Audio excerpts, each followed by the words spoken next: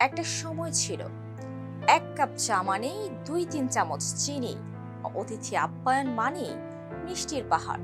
কিন্তু আজ সেই দৃশ্য বদলাচ্ছে। নীরবে ধীরে ধীরে বদলে যাচ্ছে বাংলাদেশের মানুষের খাদ্য অভ্যাস। কারণ একটাই, স্বাস্থ্য নিয়ে নতুন করে ভাবতে শুরু করেছে মানুষ। গত 5 বছরে বাংলাদেশে মাথাপিছু চিনি ব্যবহারে উল্লেখযোগ্য পতন ঘটেছে বলে বিভিন্ন বাজার বিশ্লেষণ ও শিল্প খাতের তথ্য ইঙ্গিত দিচ্ছে। সামাজিক যোগাযোগ মাধ্যমে প্রচারিত তথ্য অনুযায়ী এই কমার হার প্রায় 33%।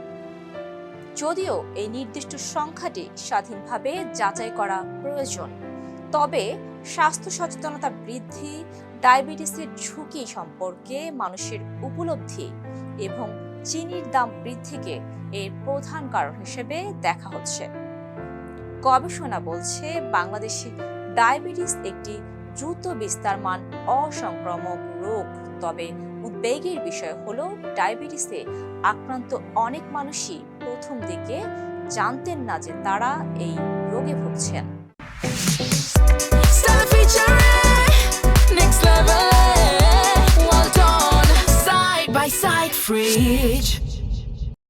সাম্প্রতিক গবেষণায় দেখা গেছে আক্রান্তদের মধ্যে সচেতনতা, চিকিৎসা গ্রহণ এবং রক্তে শর্করা নিয়ন্ত্রণ 3 ক্ষেত্রেই এখনো বড় ঘাটতি রয়েছে।